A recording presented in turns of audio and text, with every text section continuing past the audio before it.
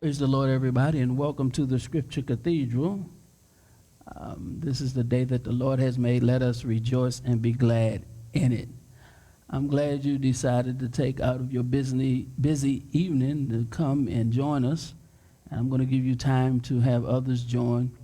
You can also contact them and let them know that the Scripture Cathedral is on the air live on this Thursday night, and we're glad we're able to come into your homes and wherever you may be. Perhaps some of you are at work and you're on break, wherever you are. I'm glad that you decided to join us on this evening. Let me say this first. The Spirit of God came through this place on Sunday, and the First Lady was supposed to minister, but we could not get to that point because God came through the building. And I told you that He is my personal refuge. That means I have somewhere to go. I have somewhere to hide. And I'm glad that I have a personal refuge. And especially in times like this, the times that we're living in today, the Bible speaks of perilous times. And I want you to know that I believe that we are in perilous times. So tonight, let's get started.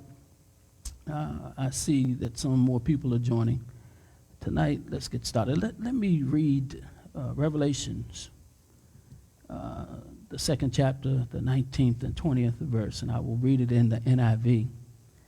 And it says, I know your deeds, your love and faith, your service and your perseverance, and that you are now doing more than you did at first. And nevertheless, that's the word you don't want to hear. Nevertheless, I have this against you. You tolerate that woman Jezebel, who calls herself a prophet. By her teaching, she misleads my servants into sexual immorality and the eating of food sacrificed to idols. What I'm seeing in here is, if I bring it on up until this day, I believe that as pastors and leaders, we must be careful because the spirit of Jezebel is and will run rampant in our churches. You got to look around. If you look around, some pastors, especially those that are trying to start off, and then you have those that are trying to maintain. They're letting anything happen in their ministries. They have no sense of trying to keep people from doing whatever they're big enough to do. And that's one thing that I pray to God for all the time as the pastor of Scripture Cathedral. I do not want him to be displeased with me. I do not want him to say, nevertheless. Because I believe Scripture Cathedral is a great ministry. And I believe that we're doing everything that we can so that people may be saved. See, I'd rather have 10 people, just 10 people. I'd rather have 10 people that mean heaven than to have a church full of hypocrites, non-fearing, non-reverencing folk. You see, when you got those type of folk in your church, we're going to talk about it tonight, but that's when them spirits start coming in. And if you're not a good leader, a strong leader, a Bible-believing leader, it will take over. And I refuse to let that take over Scripture Cathedral. So let's debunk 3 misconceptions about Jezebel. Number 1, Jezebel is not a demon spirit solely assigned to women. It has no gender. It's a spirit. It has no gender at all. Number 2, Jezebel is a territorial principality, spirit, that does not inhabit a body. Ephesians 6 and 12 talks about spiritual forces of evil in heavenly realms. And Jezebel is one of those. She's one of those demons. Jezebel directs demons to bring damage and destruction to God's people. Number 3, Jezebel's agenda is more extensive than just ungodly control and manipulation. One author describes Jezebel as a wicked spirit that has roamed the earth for thousands of years, seeking someone to entice into sin. Jezebel is more than a spirit of control and manipulation that many make it out to be. Jezebel is a spirit of seduction that works to woo people into immorality and idolatry. Jezebel seduces your will through the lust of the flesh. Didn't we talk about that a couple of weeks ago? The lust of the flesh. She seduces through that to carry out her plan to kill, steal, and destroy. Many believers in church, in ministry, even in work environments, are under attack by demons directed by this evil force. Now, let me see. I didn't know this until I started reading. And I want to know, maybe somebody over here or over there or in the audience might know. But all demons have two different names. Did you know that? They have two different names. The one given to them by God when they were first created. And they also have a function name. Two names, which tell you what kind of spirit you're dealing with. Two names. However, many call the Jezebel spirit a master type spirit. Not that it is a master spirit in the sense of being like God, but that it is much more intelligent, cunning, and seducing than a lot of the other demons. The Jezebel spirit knows how to play head games. Head games.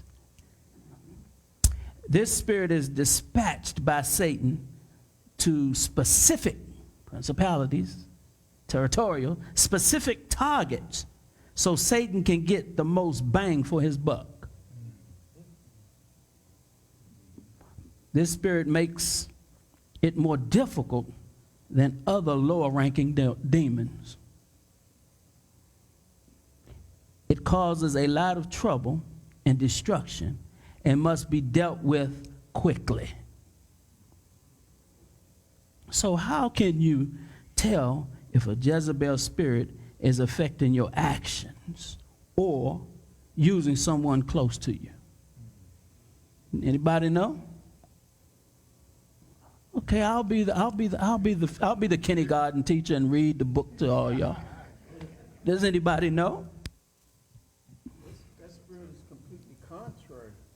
It's contrary to what's truth, to what's biblically standard that we operate in. They're totally against it. Okay. Going back to what you stated, it's a wicked spirit, or in other words, it's twisted. So they may say all the right things, but the motive behind it may be less than pure, or somebody may be trying to manipulate or convince through a way that's not necessarily pure or clean. So it has what you call alternative motives. Ulterior motives, yeah. Ulterior motives. So, let me go back to this while I was reading the Revelations. Let me say this from a pastoral standpoint. This demon has more of an end right now because of the pandemic. Because what happens now is, instead of people picking up their Bibles and praying and stuff, they're on the phone gossiping. Y'all got to listen to me. And I've asked the question, when was the last time you picked up your Bible? When is the last time you got down on your knees? At home. I ain't talking about when you're church. See, you can come to church. I said this before. You can come to church on Sunday. That's not enough. That's not enough. So this pandemic has caused it. It has made it, quote unquote, to me, easier for the devil to enter into the hearts of men. Tolerate it. That's right. So I just wonder how can and I'm going to keep driving this home. How can we have some people that are, even before the pandemic, that are in Bible study, they're in prayer meeting, they're in everything the church has, they're here Sunday mornings. And we come, I don't know about y'all, but the devil fights me. He fights me. See, there's a difference between being in a fight and getting beat up. See, as long as I got breath in my body, I can fight back. Some people ain't fighting back. But, you know, and I always say this, if the devil's not bothering you, he already got you. That's right. That's what he does. He got you. So let's go down the list. And I might be out of here earlier tonight. So how can you tell if a Jezebel spirit is affecting your actions or using someone close to you? So let's dig in. So let's talk about indicators of a Jezebel spirit at work. Now, y'all at home, you better write this down. And then you have to evaluate. You got to say, wait a minute, am I like that? Do I have people around me that's like that? You got to be true to yourself. That's what I've learned during this pandemic. You got to be true to yourself. Sometimes, you know, we can see everybody else's sin, but we can't see our own. You got to be true to yourself. So, number one, people influenced by a spirit of Jezebel have fear issues of rejection. Mm-hmm. They have fear issues of rejection. Listen to this. Therefore, they control others so that they will not be hurt. Mm-hmm. Yep. They will control others so they will not be hurt. Generally, there is a history of trauma and abuse. Y'all know anybody like that? They got to be in control. I've heard people that were in bad relationships say, "I'll never get hurt again." Yeah. In the next relationship they get, especially ladies, ladies don't hold that against me. The next relationship they get in, they say, "I'm going to control this relationship." Mm-hmm. Yeah. It's interesting. I know, like this. There's this new terminology that's kind of come out where people say they're controlling the narrative. In other words, they're controlling the story itself because they want it to be spun a certain way, or they don't want to be looked at in a bad light. So, and that's this type of spirit. I don't want to be looked at in a bad light. So, and that's really what Jezebel did with Ahab. She had him on the front line, but all the time she was pulling the strings. That's right. Now, I'm not going to be out front, but I'm going to be in control. So I'm glad you said that. See, this subject we're talking about tonight can go spiritually and it can go naturally. Yeah. Meaning, let's go back to Ahab. He married her. She was a king's daughter. Yeah. Wicked. A wicked king's daughter. She married him. But she knew what she was going to do. This lady was so wicked that her husband wanted some land. And he went and cried to her. I want that land. He won't sell it to me. So she had him killed. She said, "Don't worry about it. I got you. And I'm your ride or die." Yeah, and they're not afraid to lie. That's right. To Minister Sean's point, controlling the narrative, they can overemphasize something or hype something up to be other than what it is. To that point, when she got Naboth's field, she forged the king's letter, forged his hand to make it seem like that was his decision. And they're operating under illegitimate authority. Wow. Typically, they're operating in the name of something or somebody else to get their will done, and they're not afraid to lie. And they'll take their position, whether it's close or not, illegitimately to manipulate a situation to get the outcome they want. But they're not above lying at all. So they will do anything necessary. Anything. To obtain what they want. Yeah. So that's why they've had rejection in their life, or trauma, or abuse. Yeah. Number two, they target the headship. Yep. They offer free help to be their top assistant because they want their protection. In other words, they'll try to get close to the pastor to make you think that they're okay. So what'll happen is, if you're around me, I'm going to get to that too, you're around me, and somebody come and say, Saudi said this. I'm be like, oh, no, that's not Saudi. Because, I'm going to tell you why. Because he hides from the leader's view, but manifests in front of others. Yeah. Yeah. And that's why in ministry, you got to be watchful. You could be fine around me, but in the lobby, you're a different person. So that's a person that targets headship, leadership, opposes. Yeah. But I don't know it. Ooh, but to that point, Pastor, like you mentioned early, that we have to be truthful with ourselves. Yes. And when we have discussions like this, it's very easy to look at, okay, who can I identify with this spirit? But to your point, if you've experienced personally rejection on a deep level, friendship, family, whatever, there is a foothold there, a legitimate foothold that the enemy can use, because it's possible for us to be operating under a Jezebel spirit and not know it. That's true. Right? Because that defense mechanism of this will never happen to me again, the pattern of let me find the so-called strongest person in a room and attach myself to him or associate myself to him so that I'm out of their gunshot, right? But I'm free to operate amongst anybody else. Like if I get close enough to you, you can't see me. I'm hiding in your shadow. And that brings on legitimacy to other folk. Exactly. You get what I'm saying? Yeah, it does. Yeah. Pastor, it's interesting because you used the word target, Yes. not kill, No. not hurt, No. not destroy. No. So they're targeting you like you said, just so that they can kind of cling. And so that to the masses, I'll give you a good example. If you're on this stage and I'm standing near you, the people, even those who are watching, think they may get a perception that I'm okay, when in fact I could be the very one that's poisoning the people.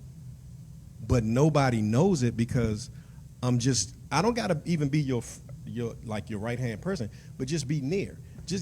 I just want to be in the picture. See, and the problem with that is, let's go back to the spiritual side, the ministry side.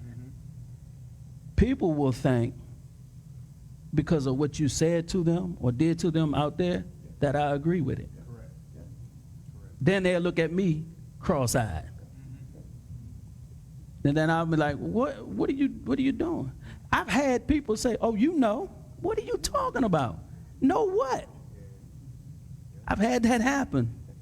You know what? Just because of who's around me. It's a misconception. And I will say this, you got to have somebody around you, but it's a misconception. But see, this is the problem. Going back to you, because perhaps the people that they are going to might have had some rejection in their life. So rather than them come to the pastor and say, Pastor, did you say this? Or did you do this? Yeah. They go with it because they're used to the way that they grew up. They're used to that. So they're not going to say anything. They're just going to go with what you said. See, Pastor D, if you know the history of Jezebel, she didn't lose too many fights and battles.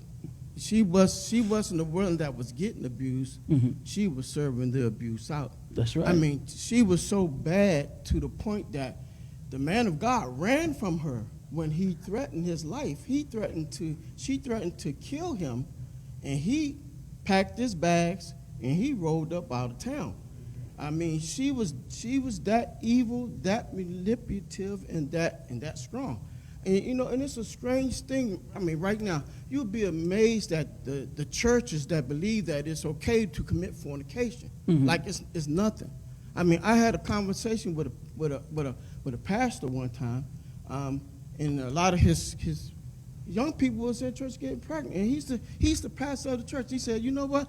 I said, he said, I'm gonna let my congregations, I'm gonna tell them to start using condoms. I said, man, you can't do that. I told him, I said, you can't do that. That's compromise, right? And that's compromise. I'm saying, you open that door, your whole church should be pregnant by the time you tell them that. And I'm saying, in the day's church that we're dealing in right now, just like the Bible just said, you read in Revelation, he said, I got something against you. Mm-hmm. Because guess what? It ain't that you're suffering them to do it. And the only way a Jezebel spirit can be confronted, it has to be confronted by a power that's stronger. That's right. That's stronger than she is. When Jezebel commit murder, she did it. When Jezebel lied, she did it. And we look at the history of her. Now, Elijah, he packed up and rode out of town. But God called Elisha and said, look, he's going to handle this. Now, she never messed with him. Oh, she couldn't go after him. Because guess what? He was far more stronger. Mm-hmm. He had that double anointing on her. And when God said, I'm going to handle this, he was the only one that can take care of it. And her death was, they threw her out a window. That's right. Dogs did, lick her blood, and eat her flesh. That's the only way you can confront a Jezebel spirit. It is strong. And sadly enough, in the whole church age, until Jesus comes, we will be combating this spirit, because spirits cannot be killed. They cannot be destroyed. The only way they're going to end up is in the lake. That's their final destination. And we will fight that spirit until Jesus comes. Number 3. Now, we're talking about the Jezebel spirit at work. Number 3, they make commitments and promises quickly and use recommendations from others to impress others. Mm-hmm. That's why, just like if you come up with an invention, you better go get it patent. They'll come to the pastor, Pastor, I got an idea, but somebody, they've talked about it. They just got to me first. Mm-hmm.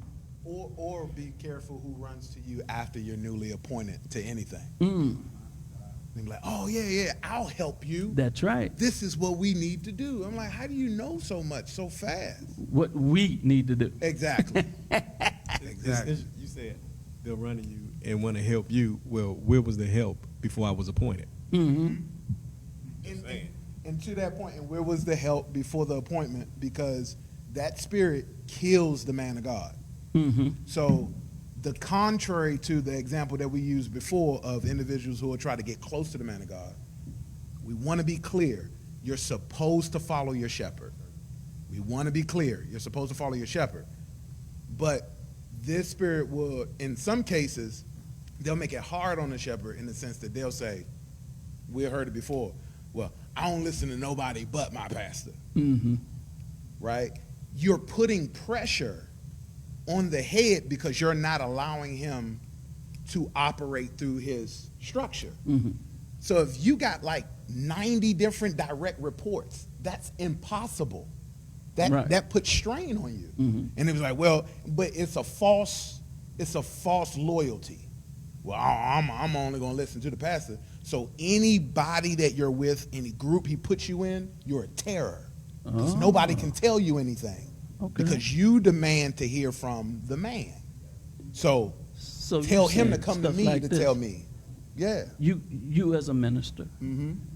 You as a minister, you go to somebody and say X, Y, Z, and they'll say to you, did pastor say that? That's right. Because you should know the word of your house. So if somebody approach you, that's right. They should be telling you, they're reminding you of something you already know we should be doing. Right. So if it's right in line with what's expected, you shouldn't be asking that question. There you go. That's right. But yeah. Pastor, there's another, I think, piece to that too with those types of folks.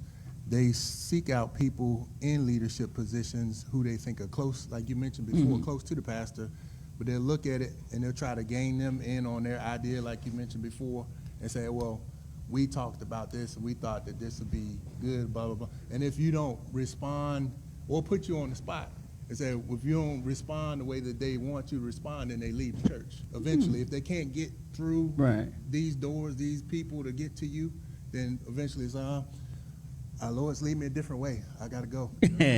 Right. And then they'll say this. They'll be like, they'll get in front of me and be like, Pastor, yeah. Didn't we, Mike?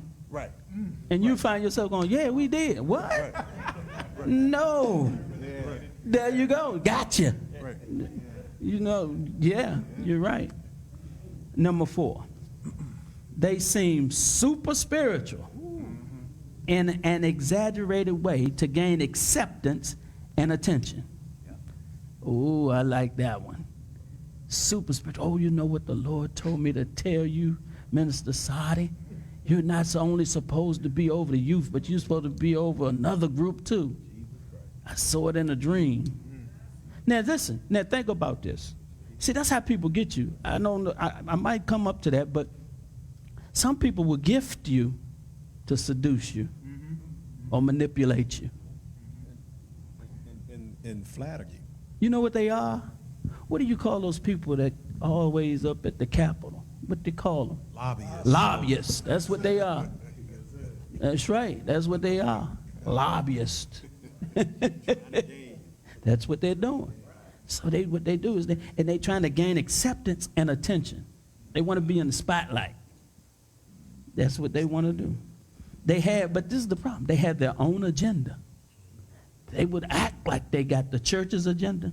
They ain't got that. They got their own agenda. They are looking for, listen, this is the one you got to be careful with. They are looking for disciples of their own. They want people to be under them. They want, you know what I'm saying? They want you to be able to agree with them. And that's how you have an uprising and everybody's all coming up to the pastor. Well, we think, excuse me? That's right. Sean, Mike, who? When they see them flexing their so-called spiritual power and authority and everything like that, whether it's through preaching, whether it's through whatever, then it's like, oh, wow. Man, maybe they can pray for me. I know Pastor can pray Stop for right me. there, Mike. I'm glad you said that too.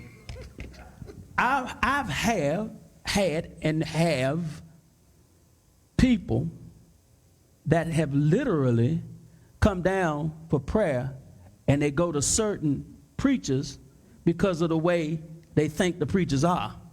They think that the preachers are more spiritual or whatever because they all, shaking and carrying on. So, I've literally seen fights almost break out because somebody said, no, I'm waiting for him or her.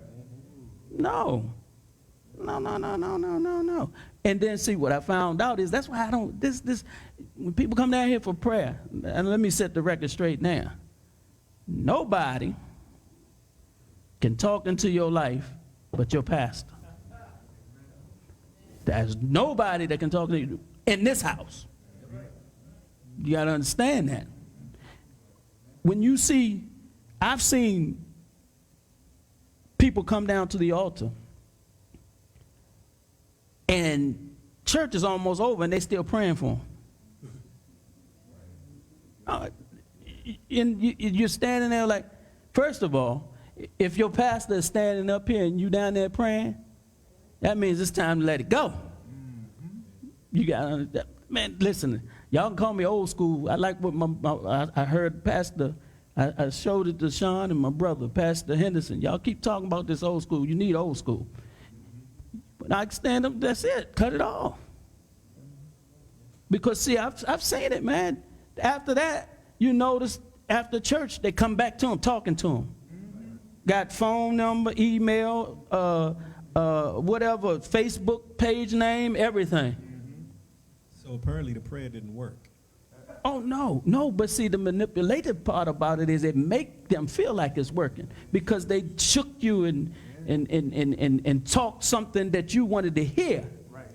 You got to understand that. See, these are the type of people, oh my God, they're the type of people that lay down at night and get a word from somebody, Satan, and they come and speak it in your life and it's in line with what you're going through. Another spirit. A familiar spirit. There you go. Familiar. So they come down and they oh, I got you, oh, whatever. See, what I found out is, see, that's why you got to be careful because the way people are in church, this is what they do. Because they come down and go to certain people and stuff, you best believe they have communication outside of this place. Worst thing you can ever do is have a problem and never go to your pastor, but can confide in somebody else. It's going to backfire on you every time. Every time. Because then what can I do? You know, my hands are tied at that point. What can I do? Then I got to get you out of something. No. You got to be careful. So that's what they do. And guess what else they do? They whine until they get their way.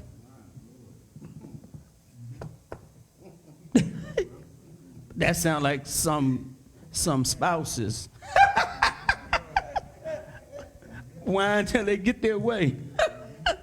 No. But that's what they do. It's funny, but that's what Ahab did. That's what he did. He whined until he got his way. That's right. And this is a progression. Like you said, it started with compliments. If they can't win you by lobbying, they're going to annoy you. That's right. With that. Like, and one of the characteristics you know when you're dealing with one is when your peace leaves. That's right. Like when they nag to the point where you don't have any peace. That's right. Why is it always an issue? Like, to your point, not to go backwards, but like that altar is sacred. That's right. To the point where you have to make sure that you're leading individuals to God and not you. And the Jezebel spirit is very perverted. Like Jesus said, false prophets, they lead people unto themselves and not to God. And that's idolatry. If I get you wrapped up in a personality, you're no longer looking at God. You see what some people will do right in your church is they'll try to get their fan base. That's right. They'll try to get your fan base. That's why when I have ministers, when I say I need you to minister whatever, first of all, if God comes through, don't think it was you. Don't do that. I'm trying to tell you, don't do that. And then don't get big-headed when people come up, man, you sure did minister this morning. Oh, yeah. And they will do that. They will do that. But Jezebel was something, man. That spirit is something. Number 5. They isolate and pit people against each other privately and individually behind closed doors. Hey, let me see you on the parking lot before we leave. Let me get your number. Maybe we can meet up for lunch. Let's go on a cruise. Let's do what? Go on a cruise. Oh, my God. I'll pay for it. That's right. Oh, come on, I'm going to pay for your dinner today. Come on. Yeah. But they do it. See, they do it privately and individually. So in other words, they beam in on one person and they catch them in the private. You know what I'm saying? Because you know why they do that? Because there is a greater chance if I got 3 or 4 people, somebody going to come back and say something to the pastor. And then what they do is they try to put their will on you. They start whining after you go out a couple of times with them. Have you ever said somebody do this to you? Yeah, I'm just using this. Yeah, man, Scripture Cathedral, yeah, Pastor D, whatever. But that's when you get up and say, do you want me to pay for my meal and leave the tip? Because I'm gone. That's right. There's only one but in the kingdom, and that's but God. That's right. But that's what they'll do. Individually, they try to privately. And this is, you know what? I'm going to go here too. If you're talking like that and I walk up and I can don't look, God gave me this. When that whole subject changed, I know, I got you. It changed. And then see what happens is the person that you might talk to, they might not be experienced enough to get off the subject.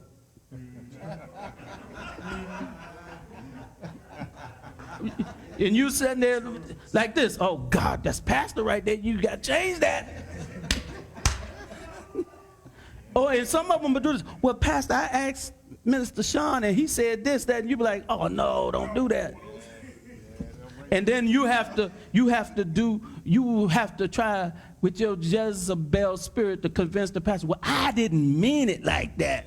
Again, back controlling that narrative. That's right. So when they get out of that person's company and they with you, now they saying, well, nah, it was really this way. Right. Right. They didn't relay what I was saying properly. So privately and individually, behind closed doors. And don't get me wrong, closed doors mean more than just closed doors. Some people will try to get you with a text. That's right. Or they'll show up at your house. You ever had somebody show up at your house and you didn't know they was coming? Them the kind of people you got to watch out for. Oh, I was just in the neighborhood. Man, you ain't Mr. Rogers. I was just in the neighborhood. No. And then you like this. How you know where I live? I never told you where I live. Oh, the Lord led me over here. No, he didn't. What, you a stalker, right? Number 6. This is one I've seen a lot. They play victim. They are never wrong. They blame everyone else. They play on compassion to block discernment. That's right. I just said it.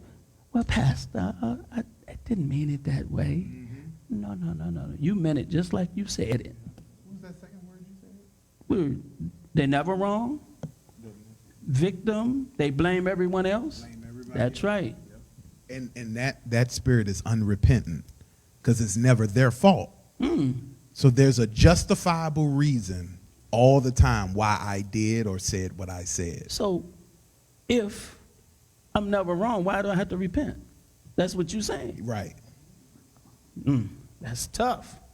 And then don't forget about compassion to block discernment, to block what they're trying to do to you. Compassion. My mic. It ain't going. There we go. Let me move on.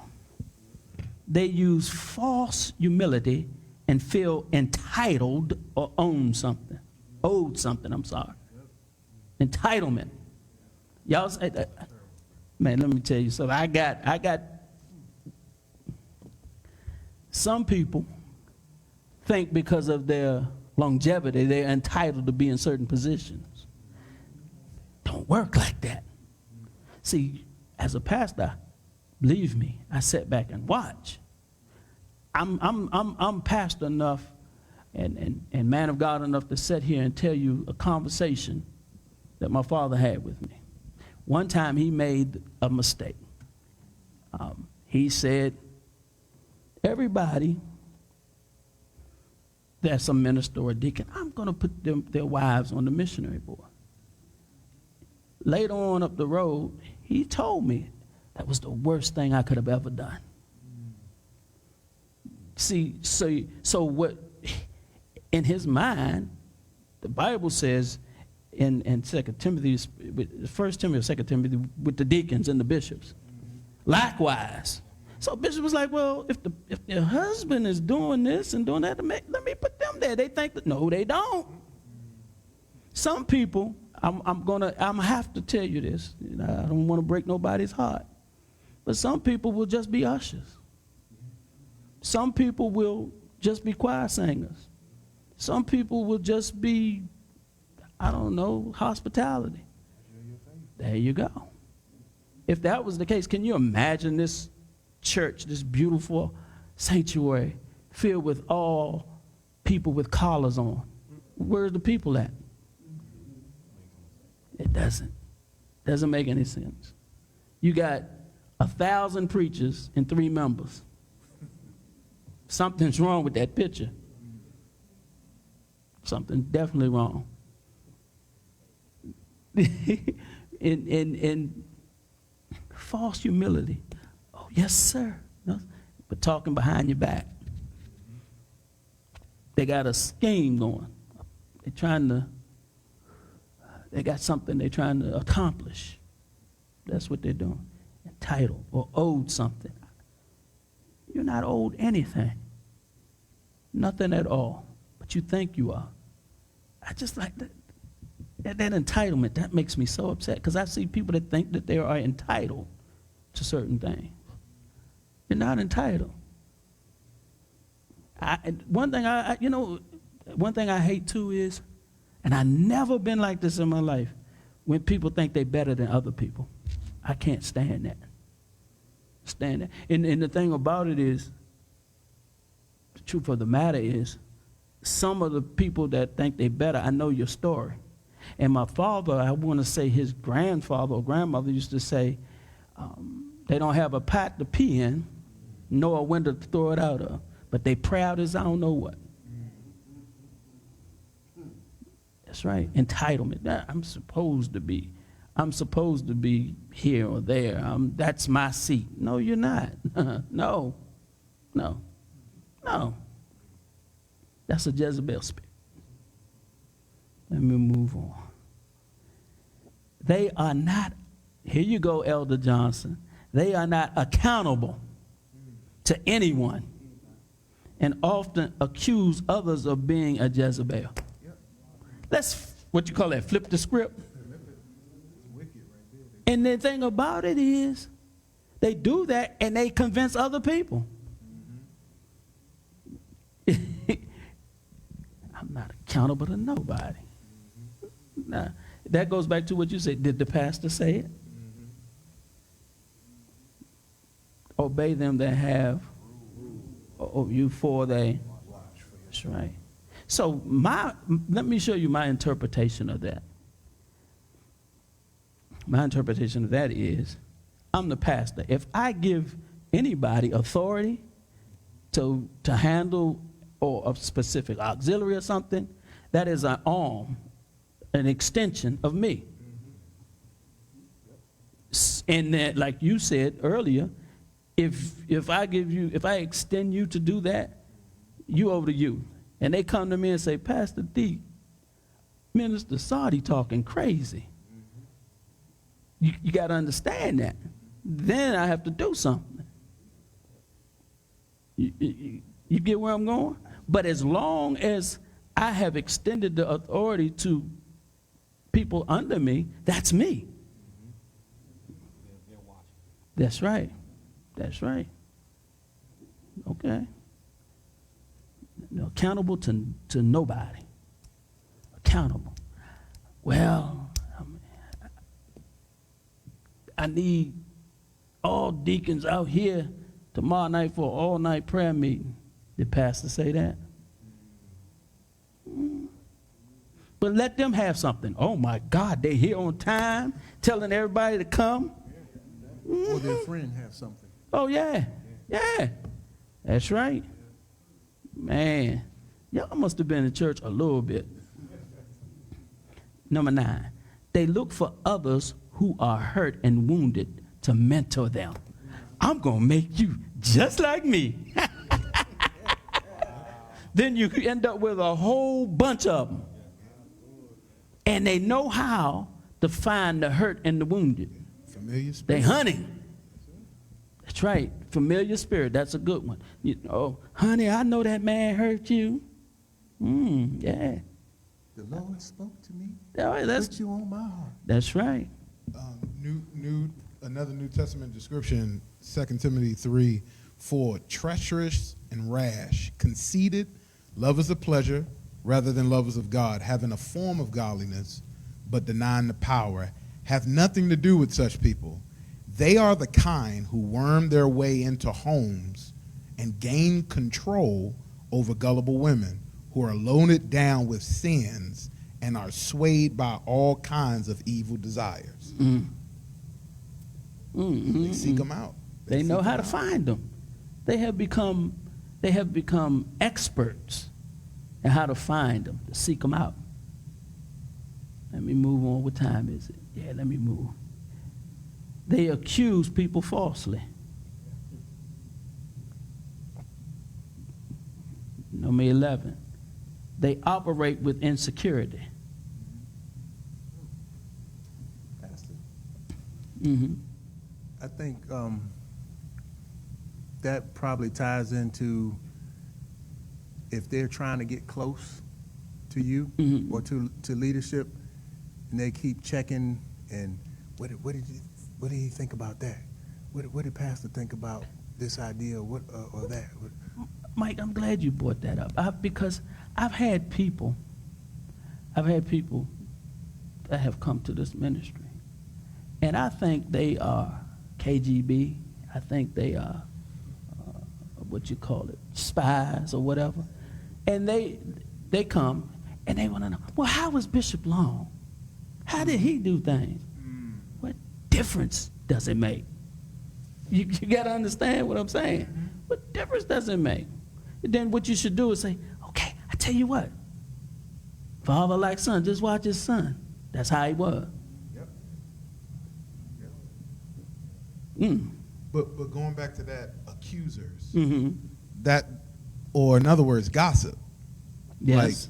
Like if you have an accusatory spirit, sometimes you see that online all the time. Mm-hmm. Like whether you can't look at YouTube or Facebook without there's being a narrative of why.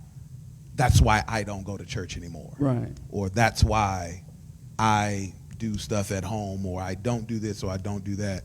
Whenever you struggle with dealing with ministry at arm's length, there is an iniquity you have regarded in your heart towards something or somebody to say, I'm only going to get involved, but for so far. Wow. But so much, because there's something that I'm not allowing myself to trust or respect, because that's either a lie that I am trying to keep alive, right? Or I can't honor something that I talk about. You know what that goes to? And I hate when people say this. I was hurt in the church. Yeah. Church hurt. There's no such thing. That's a Jezebel narrative. There you go. That's a Because Jezebel narrative. this is the thing. I've seen people get dogged on their job, but they still go back. Because of that tangible thing. And this is the thing. Someone perhaps done something to you, but God didn't do nothing to you. So where you gonna run? Anywhere. Let me say this. Let me look at the camera and say this. Anywhere you run, any church you go to, that can happen. Anywhere. And God never lied to you. Right. Like God never lied. Like we just read in 2 Timothy 3, he said, there's going to be people like this. Stay away from them.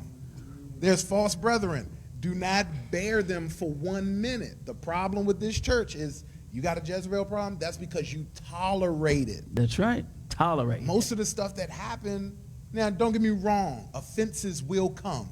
Yeah. Jesus said, you will be offended. Okay?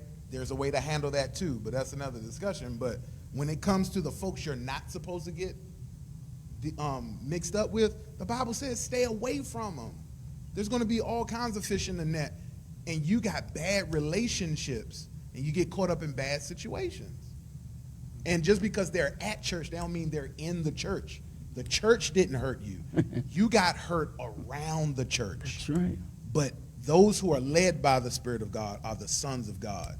If you're dealing with these fleshly people, you're not dealing with saints. No. So just because this is where it happened, the church didn't do anything to you because you wasn't connected to the true church. Oh, wow. That's the Jezebel narrative, man. Number 12. They initiate witchcraft prayers based on selfish motivation. Oh, Lord. Psychic prayer. That's what it is. Oh, yeah. I gave that out. Watch out for evil spirits. You need that book. Witchcraft prayers based on selfish motivation. If you are under a church or leadership authority where Jezebel is at work, you may well be a target for torment. Now, how can you tell? Here you go. 6 signs that Jezebel is directing attacks against you. You ready? Number 1, you become fearful. And I'm going to go back to what Elder Johnson said earlier when he was talking about Elijah. Fear. 1 Kings 19, 1 through 3, New Living Translation. When Ahab got home, he told Jezebel everything Elijah had done, including the way he had killed all the prophets of Baal. So Jezebel sent this message to Elijah. May the gods strike me and even kill me if by this time tomorrow I have not killed you just as you killed them. Elijah was afraid and fled for his life. He went to Beersheba, a town in Judah, and he left his servant there. Fear will have you disconnecting from everyone, which will make you isolate yourself. That's one of the tactics, isolation. So fear, you become fearful. Number 2, you isolate yourself. Isolation opens us up to spiritual attacks, sin, depression, selfishness, anger, etc. If you look at Ecclesiastes 4 and 9 and 10, it says in the New Living Testament translation, 2 people are better off than one, for they can help each other succeed. If one person falls, the other can reach out and help. But someone who falls alone is in real trouble. When you isolate yourself, you're in real trouble. You need somebody to stand with you and fight in this battle. You cannot fight this Jezebel spirit alone. That's why I'm going to drive this home until I hit a home run. Hebrews 10 and 25 tells us, and let us not neglect our meeting together as some people do, but encourage one another, especially now that the day of his return is drawing near. We got to encourage each other. When you come, I gain strength. You gain strength from me. You got to encourage yourself. You cannot forsake your assembly. We got to encourage each other. Number 3, you experience unreasonable exhaustion. Unreasonable exhaustion. Fatigue. 1 Corinthians 10 and 13, New Living Translation. The temptations in your life are no different from what others experience. Everybody goes through this in life. And God is faithful. He will not allow the temptation to be more than you can stand. When you are tempted, he will show you a way out so that you can endure. So everybody that's exhausted or fatigued, go to 1 Corinthians 10 and 13. If God is in your life, he will make a way of escape. He will do that. He will let you endure. And this is what I like about it. He's not going to put more on you than you can bear. If you got more on you than you can bear, guess who did it? You did it. He didn't do it. His Bible, his word does not lie. Number 4, your thoughts and dreams become sexually perverse. Let me go back to this first. Back to the exhaustion. What Jezebel spirit wants to do is break you down and break down your spirit, and you will find yourself become submissive to it once you're exhausted and fatigued. Almost like, who was that? They wanted, the brother. I'm hungry. I came out the field. He gave up his birthright because of fatigue and exhaustion. Gave up his birthright. But that's why Isaiah 40, 29 through 31 says, he gives power to the weak and strength to the powerless. Even youth will become weak and tired. Y'all heard that, young people? Y'all going to be tired and weak too, okay? Right? And young men will fall in exhaustion. But those who trust in the Lord will find new strength. They will soar high on wings like eagles. They will run and not get weary. They will walk and not faint. So what I'm trying to tell you, it is not unusual that we as Christians become weak and bogged down with things, but we have to trust in God, and God will build us back up. Number 4, your thoughts and dreams become sexually perverse. 1 Corinthians 6:18 says, run from sexual sin. No other sin is so clearly affects the body as this one does. For sexual immorality is a sin against your own body. A Jezebel spirit will make you feel comfortable with fornicating and committing adultery and sexual sins.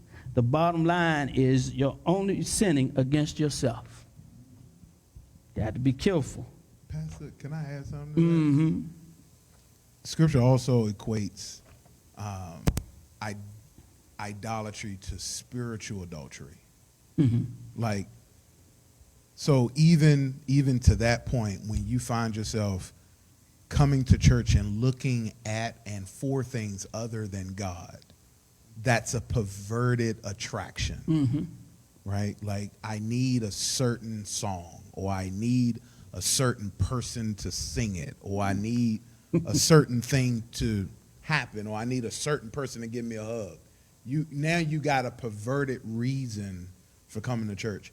And God told the children of Israel, like, when they got into idolatry or worshiping other gods or giving their attention to other things, he said, every time I look for you, you're playing the harlot under some tree, worshiping something else. He equates your spiritual, he looks at you looking at something other than him in the context of worship as spiritual fornication. Right. Spiritual adultery. So even if you may not be looking at somebody's body, but you might be looking for somebody, you're still perverted. See,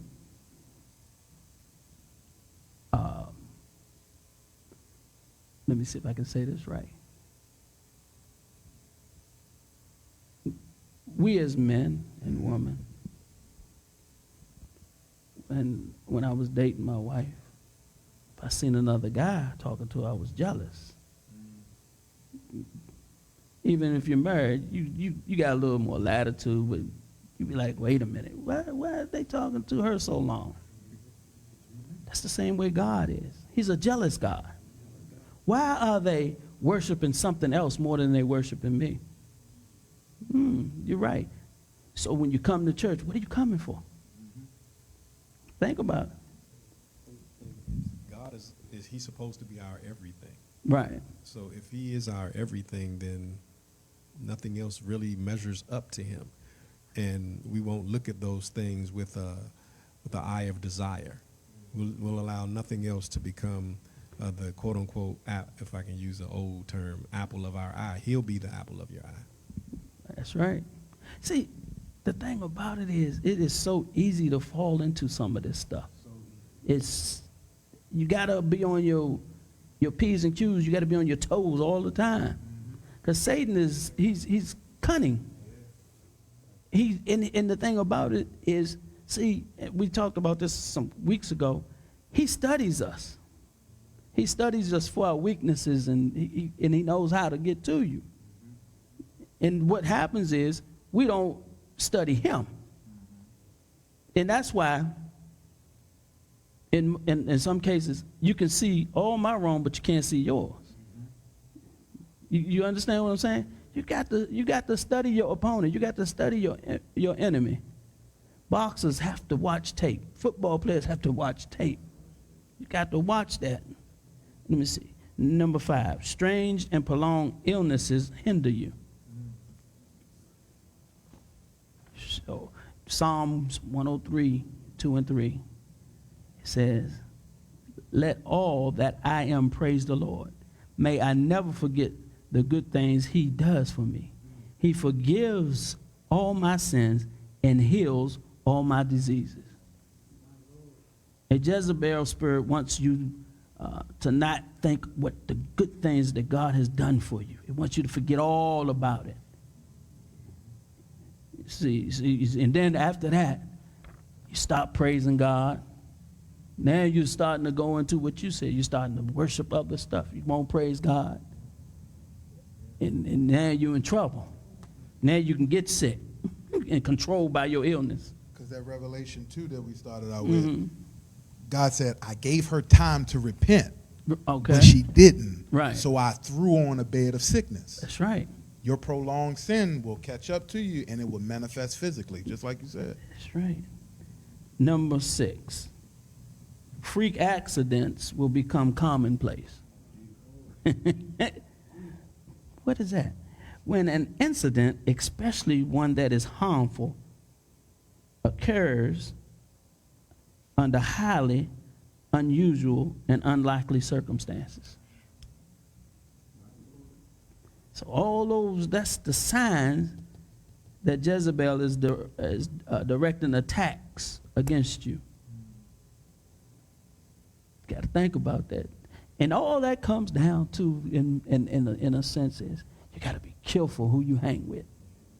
Got to be careful who you hang around. That's the way he works. Did I get? Yeah, that's the way the devil works. I gotta find where I left off at.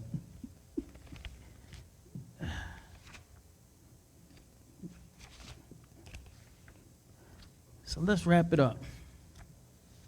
If this Jezebel spirit is operating in your realm of influence, then it is time to take action. I told you got to take care of it quickly. You got to take action.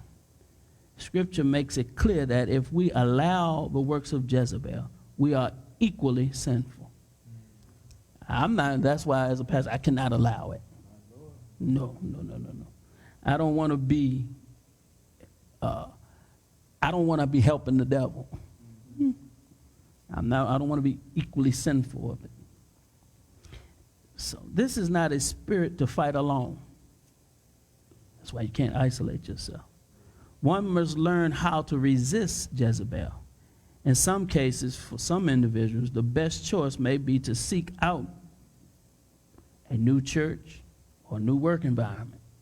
If you're in a church and that Jezebel spirit is taking over, you got to do like they told Lot, get out. Don't turn back. Don't look back. That's the problem. I've prayed for people. I prayed for this person one time. And because I'm up here in front of a lot of people, I already knew what the problem was. I prayed for him and I told him, you got to stay away from your environment. Stay away. But sometimes that grip is so tight, I can pray till I'm blue in the face. And he couldn't, I prayed, he couldn't get delivered. See, I want you to know this too. There are certain, all sin is sin, but there are certain joints that have strongholds. I mean, real strongholds. It's hard to break away from it. That's why some people, they come in with a certain lifestyle. They get in church, they speak in tongues and everything, but they don't get involved. They don't stay around the right people, and they find themselves slipping back into that lifestyle. Got to be careful. I mean, the saints can pray until it rain cats and dogs, but if you don't do your part, you're going to end up right back at it. So you got to resist Jezebel. You might have to leave. Even if you was on a job with that spirit, that bad spirit, you might have to seek other employment. Someone's going to win. Something's going to be consumed. Listen, The Jezebel spirit left unopposed will destroy ministries, churches, marriages, and businesses. So you got to make sure you oppose the Jezebel. See, what happens is I will never get, I said it in the beginning, I will never get to the point where, oh God, I don't want to lose this person. I don't want to lose this. No. If it's a bad spirit and it doesn't agree with ministry, it's best that they go. And listen, this is just me. This is just me thinking. I think God has used the pandemic to get some people away that were hindrances. Y'all got to listen to me. And, we keep saying, when we come back. I'm already back. I'm already back. You got to understand where I'm going. So, I'm telling you, it just makes you, this pandemic is of evil, man. I'm telling you. Some people have lost their oil. Their trimming is gone. And they're going to come and try to get some of yours. It's gone. It's really gone. My wife, she can have anything she wants, but she can't get none of my oil. No, can't have that. No. I love them. I love her. I love my daughter, but they can't get my oil. That's something that's my one-way ticket. Can't have that. But it's something how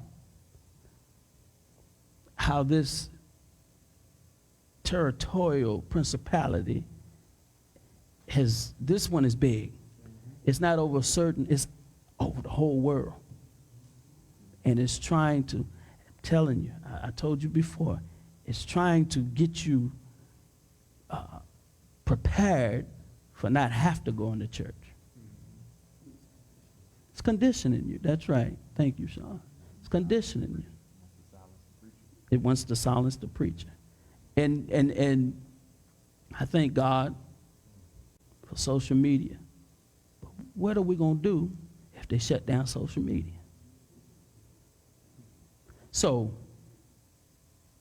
if you can't get no word on social media, you're in trouble because some people just ain't coming to church.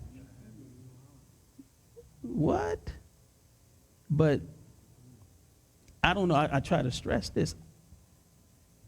The only thing, remember the king that was up on the wall and the mother came to him and said, King, we ate my baby yesterday and we're supposed to eat hers today, and she reneged. And he turned to her and said, if the Lord don't help you, what can I do? That's where we at right now. If the Lord don't help us, what can we do? That's where we are right now. It don't seem like that because your mind is being programmed.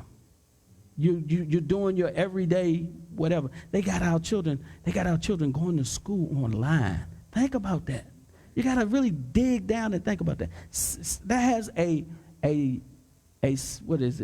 psychological effect on your kids. You got to think about that. When is anybody in here work for the government? When is the last time you literally went in the office? March. That's the beginning, right? The Monday, you went in. You go in every day. Mondays and Fridays. That's right. And I said this in the service last Sunday.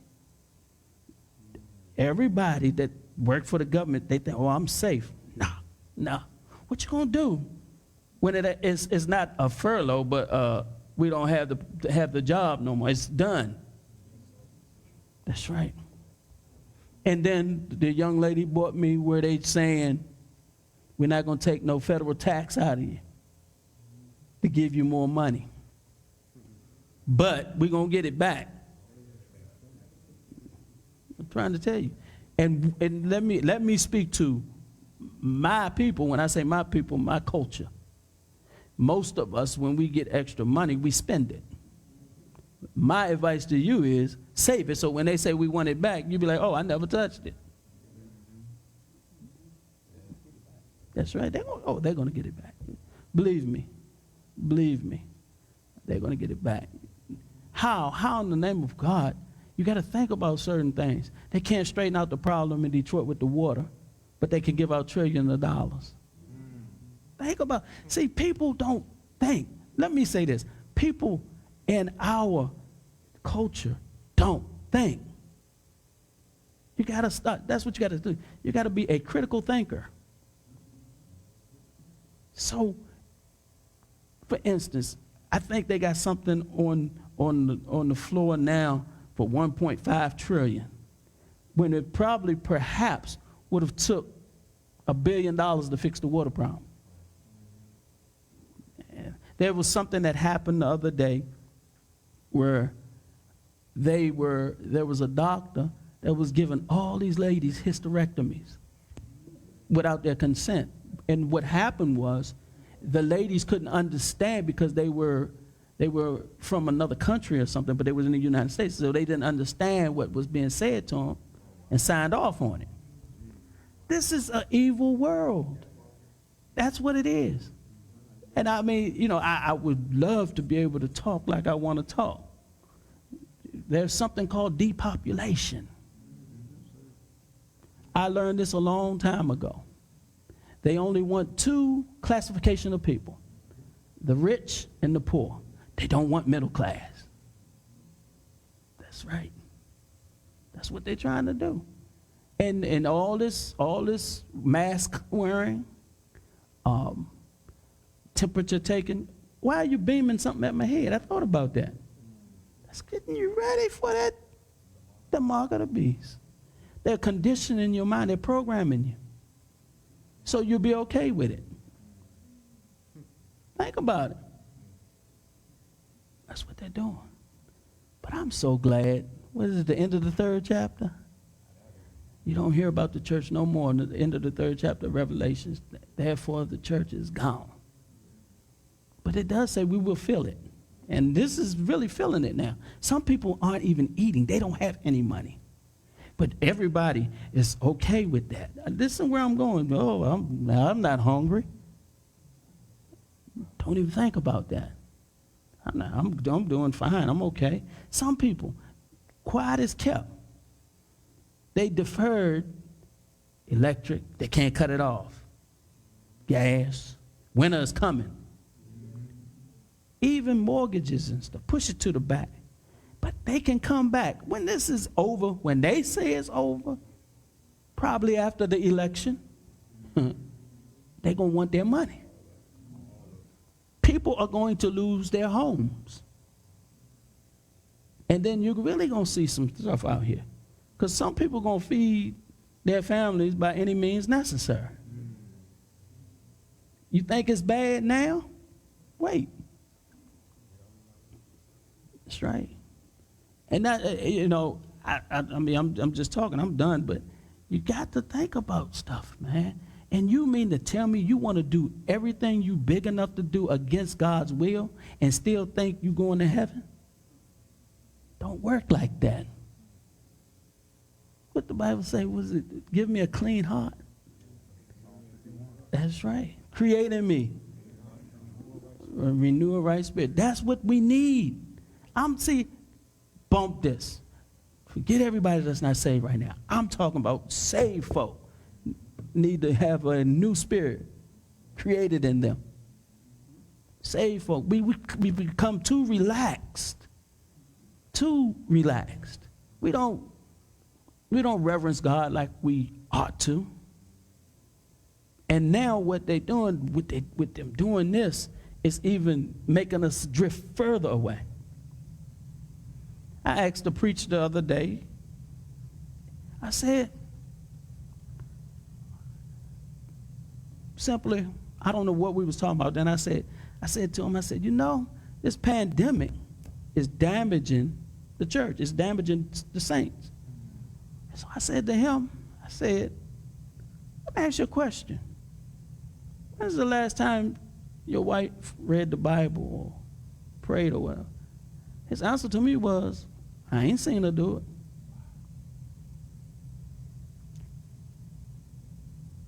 You got to understand. Some people, the only Bible they get is when they come to church or when they watching us on here.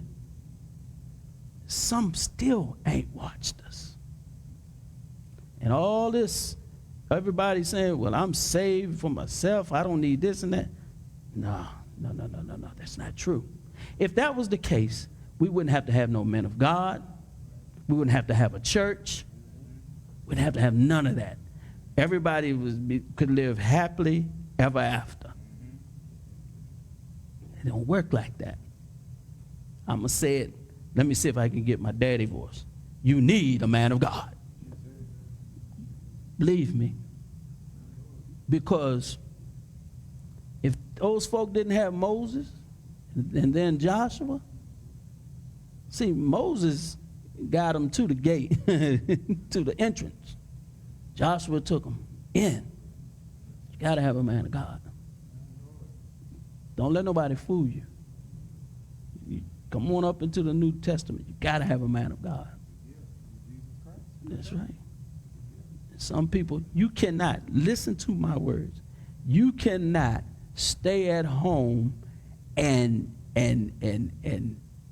stay saved. You can't do it. I'm going to prove a point. If you're so scared of this virus, listen where I'm going. I always say this. You go to Target. You go to Walmart. You go to Safeway. Go. Some of y'all have been back to restaurants. And I'm pretty sure you don't eat with your face covered. I mean, because obviously some of y'all got on, some of you got temporary masks, but if you had those masks that, some people have, I would see barbecue sauce all over it, mustard. So you take that mask off, right? And I thought about something. I have people that say, oh, I can't go to church because of, they say along with underlying issues. But then I sat there and I said, wait a minute. I'm going to use you, Elder Parker. If Wilma said, I can't come because I got underlying problems, but you come to church and you go back home, can't you carry it to her? So what is it? What is it? So not unless when you get home, you got to stay in the doghouse or something, in the basement, Mike in the garage. I thought about that. And then I said something to myself. I said, you know what? I said, self, the God I serve, if I die, I die. As long as I know I'm doing right with him. Got to think about it like this. Everybody's scared of death, but you get a certain age, it's like different. I'm telling you. It's right. But I think like that. Because I think like this. God is not going to let nothing happen to the saints with pure hearts. He's not going to let it happen. You got to think about it. Wouldn't it be crazy for him to let something happen to us that say he is ours and we as he is? It's crazy. That's like you saying, I want my daughter to get sick. You wouldn't let that happen. You would do anything in your power. You would take out a loan if you didn't have enough money to make sure your daughter got healed. So why would God go to the cross, let them drive nails in his hand and his feet and not going to take care of me? And some disease and he can't handle that? Something's wrong. That's right. As a matter of fact, when you get sick, you go to the hospital. When you get spiritually sick, you go to church. This is the hospital. I'm saying, people gonna call me old school. I don't know what I'm talking about. Wait, watch. See, this is what's gonna happen. When they say it's over, you're gonna come back and don't feel nothing. That's right. Nothing. But you can quote it. Somebody get it? I will let nothing. Okay, let's define nothing. Nothing is everything except a virus. I will let nothing separate me from the love of God. No. And see, y'all know, I'm sitting here, I'm older now, but I got people that were in front of me that used to teach me this and preach me this, and they scared. I don't get it. I don't get it. And I'm thinking, you know, everybody get their own revelations, but I don't see God saying, stay away. I don't see it. Now, in the beginning, I did it. But when they said we can go back, let's go. It's just me. Social distance. Stay 6 feet apart so we can see you without cameras. Right. Y'all didn't catch that. Keep that mask on because we got to be able to identify you even with the mask on. That's right. Everybody want to go get the 5G phone? Go ahead. Look, you downloading something in 5 seconds, but you want it downloaded in 1 second. You probably can't even count that much. When you're looking at a phone, boom, it's there. 5 seconds is nothing. I'm trying to, man, let me let y'all go. But sometimes you just got to sit there and talk. And I'm telling you, that's all. Jezebel is the Python spirit. It's another one. Leviathan. All this stuff is happening, man. And people don't see it. Python, that gets a hold of you and strangle you out. You know what a python snake would do, right? That's right. Some people have been crushed spiritually. That's right. That's what's the problem. As for me and my house, we're going to serve the Lord. Yeah, keep on. You got to say it when you know. I'm telling you. Whatever you say out of your mouth, you can't do like Peter. You know him. Deny. 3 times. You can't let that happen. I'm done. But be careful of that Jezebel spirit. I will tell y'all this. It is alive and well in a lot of churches. The difference is, if we as men of God and pastors do not attack it, it will take over. And I'm concerned for Scripture Cathedral. I will not let it take over. I can't let it. Can't let that happen. Can't let that happen. No, I won't let it happen. Because that's what the devil wants to do. That's why you got to be real careful. That's why I have to pray and say, God, who can I trust? Got to. You got to be very careful. Don't forget Sunday at 11 a.m. right here at the Scripture Cathedral. Service starts at 11 a.m. We're located at 7610 Central Avenue in Landover, Maryland. If you need more information, you need directions, you can call this number, 202-483-9400, or you can go to our website, which is www.scm.church. And also, if you need prayer, I suggest that you call. When you call, get the oil. You can call this number, 301-333-5300. If you get an answering device, go to extension 202. And we will get back with you. And don't forget, we talked about some spirits tonight. Get the book. Watch out for evil spirits. Call and get that book. It's not that large of a book, but it has a lot of information. And we'll be talking about spirits. Certain things carry spirits, statues, and certain things, artifacts. Got to be careful. Some people don't understand. They walk around with Jesus still on the cross. Got to be careful. So call and obtain that book and obtain your oil. And tonight I want everybody to plant a seed of $13. Everybody. Plant a seed of $13. That's not much at all. I haven't eaten dinner, and I'm pretty sure I'm going to spend more than $13, even if I go to McDonald's. If I go to Kentucky Fried, I'm going to spend more than $13. You go to Papa John's, you're going to spend more than $13, even in the special. You're going to spend more than that. So make sure you plant that seed. You can do that by going to our website, www.scm.church.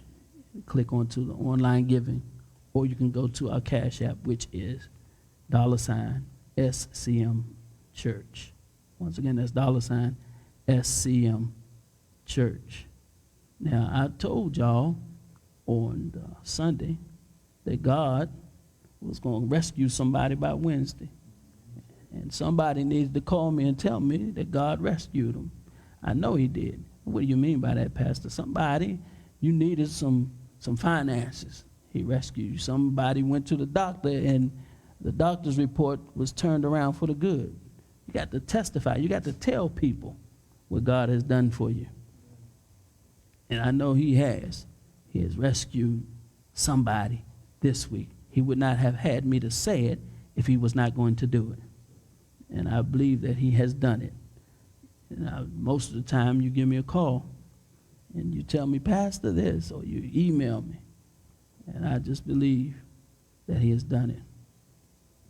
Again, don't forget Sunday at 11 a.m. We're going to have a time right here at the Scripture Cathedral. Before I go, let me tell you this like I always do. It shall be well. And everything is going to be all right. I don't care what it is. God told me that in the beginning of the year. It shall be well. And everything is going to be all right. Peace.